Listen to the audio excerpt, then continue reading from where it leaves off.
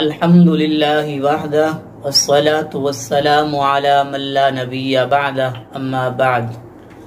معزز ناظرین، آج ہم نمازی آدمی کو نماز پڑھنے سے جو روحانی اور جسمانی فوائد حاصل ہوتے ہیں ان کا ذکر کریں گے۔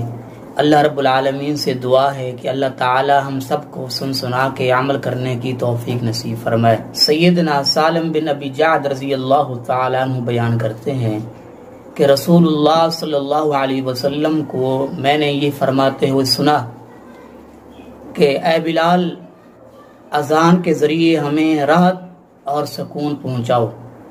پہلا فائدہ نمازی آدمی کو یہ پہنچتا ہے، یہ ملتا ہے کہ اس کا اللہ تعالیٰ سے رابطہ ہو جاتا ہے۔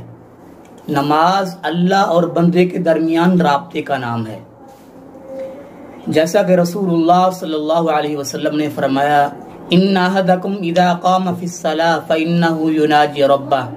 فرمایا جب تم میں سے کوئی آدمی نماز پڑھتا ہے تو فرمایا وہ اپنے رب سے سرگوشی کلام کرتا ہے، باتیں کرتا ہے۔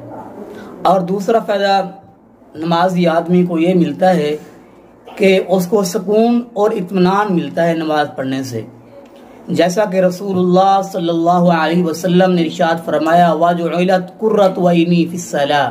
فرمایا نماز میری آنکھوں کی ٹھنڈک ہے اور دل کا سکون ہے۔ اور نبی اکرم صلی اللہ علیہ وسلم حضرت بلال کو کہا کرتے تھے کہ بلال اذان کہو اور نماز پڑھیں تاکہ ہمیں سکون ملے، اطمینان ملے۔ تیسرا فائدہ یہ ہے کہ نماز تمام مشکلات کا حل ہے۔ رسول اللہ صلی اللہ علیہ وسلم کو جب کوئی مشکل پیش آتی تو آپ فوراً نماز پڑھتے۔ حدیث پاک میں آیا ہے اذا حزبہ امر صلی، جب آپ کو کوئی پریشانی لاحق ہوتی تو آپ علیہ الصلوۃ والسلام فوراً نماز کی طرف آتے اور نماز پڑھتے۔ اللہ تعالیٰ سے دعا ہے کہ اللہ تعالیٰ ہم سب کو 5 وقت کا نمازی بنائے، اور اللہ تعالی ہم سب کو یہ فوائد حاصل کرنے کی توفیق نصیب فرمائے۔ آخر دعوانا الحمد للہ رب العالمین۔